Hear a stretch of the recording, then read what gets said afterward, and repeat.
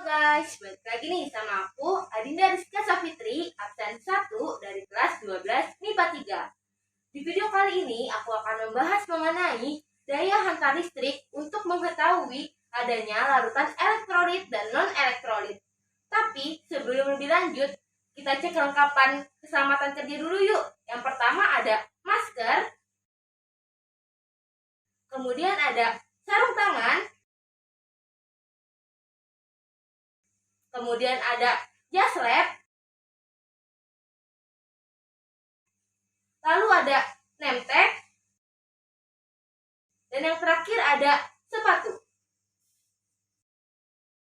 Oke, untuk cek kelengkapan keselamatan kesehatan kerjanya sudah, langsung kita masuk ke videonya ya. Tidak semua larutan dapat menghantarkan listrik. Larutan yang menghantarkan listrik disebut dengan larutan elektrolit. Sedangkan larutan yang tidak dapat menghantarkan listrik disebut larutan non-elektrolit. Suatu larutan dapat menghantarkan listrik karena zat terlarutnya dapat terionisasi menjadi ion-ion yang bergerak bebas dalam larutan. Ion-ion inilah yang menjadi penghantar arus listrik. Sedangkan pada larutan non-elektrolit, zat terlarutnya tidak terionisasi dalam larutannya, sehingga tidak dapat menghantarkan listrik. Banyaknya zat yang terionisasi dalam larutan dapat dinyatakan dengan derajat ionisasi atau yang dilambangkan dengan alfa. Untuk larutan non-elektrolit, di mana zatnya tidak terionisasi sama sekali dalam larutan, memiliki nilai derajat ionisasi sama dengan 0. Sedangkan larutan elektrolit memiliki derajat ionisasi yang berbeda-beda tergantung kemampuannya terionisasi dalam larutan. Larutan yang dapat terionisasi sempurna dinamakan larutan elektrolit kuat. Larutan elektrolit kuat memiliki nilai derajat ionisasi sama dengan 1. Sedangkan larutan yang hanya terionisasi sebagian dinamakan elektrolit lemah. Elektrolit lemah memiliki nilai derajat ionisasi antara 0 sampai dengan 1.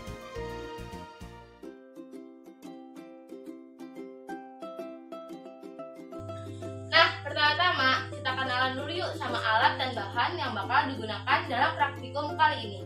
Untuk alatnya sendiri, yang pertama ada styrofoam, lalu ada infraboard, kemudian ada gelas kimia, lalu ada double tip, ada tisu, kemudian ada spidol dan cutter, ada capitan buaya, lalu ada label nama, ada baterai 9 volt, kemudian ada elektroda, dan lampu kecil.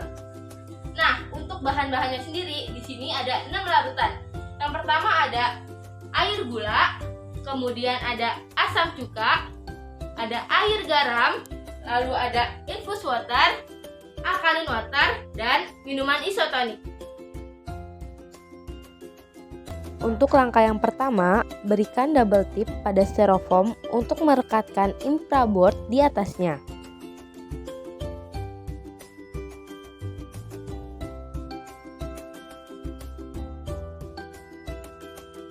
Kemudian, tempelkan baterai dan lampu kecil pada infraboard. Kaitkan satu ujung capit buaya pada satu kutub baterai. Kemudian, ujung capit buaya lainnya dikaitkan ke ujung elektroda karbon. Lalu, lakukan hal yang sama, yaitu kaitkan satu ujung capit buaya dan satu ujung lainnya dikaitkan dengan dudukan baterai.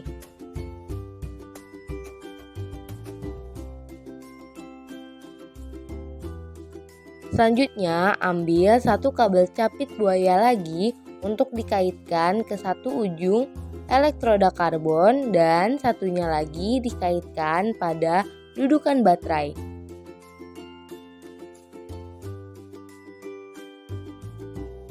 Nah, ini dia perakitan awal untuk kedua elektroda karbon. Jika lampunya sudah menyala, artinya siap untuk digunakan.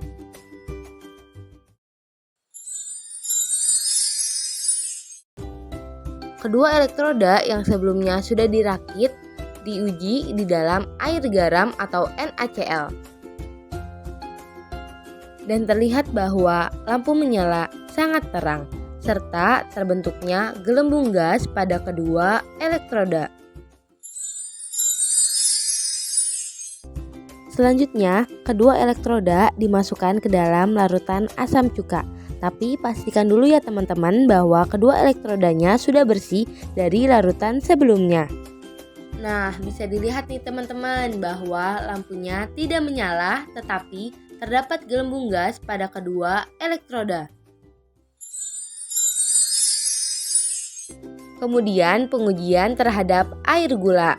Tetapi sebelumnya tetap harus dibersihkan ya teman-teman elektrodanya. Bisa dilihat nih teman-teman bahwa lampu tidak menyala dan tidak terdapat gelembung gas pada kedua elektroda. Tapi gimana ya dengan minuman yang sedang viral saat ini? Berikut penjelasannya. Ketika kedua elektroda dimasukkan ke dalam infus water, bisa kita lihat nih teman-teman bahwa lampunya tidak menyala tetapi terdapat gelembung gas pada kedua elektroda. Nah, dengan begitu, percobaan kali ini termasuk ke dalam larutan elektrolit lemah. Nah, sama seperti percobaan sebelumnya nih teman-teman. Kedua elektrodanya dipastikan sudah bersih ya, lalu dimasukkan ke dalam alkaline water. Dan kita lihat nih teman-teman bahwa lampunya mati, tetapi terdapat gelembung gas di kedua elektroda. Hal ini membuktikan bahwa terjadi larutan elektrolit lemah. Dan yang terakhir, minuman isotonik. Bisa kita lihat nih teman-teman bahwa lampunya tetap mati tetapi terdapat gelembung gas di kedua elektroda.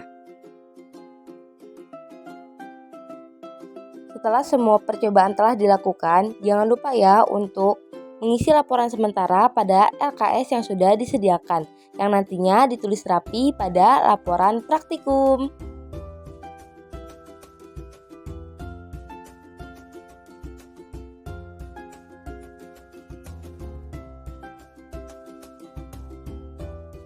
Dan jangan lupa nih merapikan dan membuang bahan-bahan yang sudah digunakan.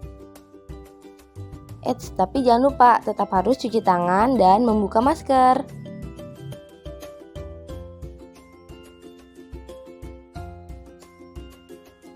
Nah, gimana nih? Pasti mudah dong untuk dipraktekkan kembali di rumah. Terima kasih ya telah menonton video ini. Semoga bermanfaat. Sampai jumpa di video berikutnya.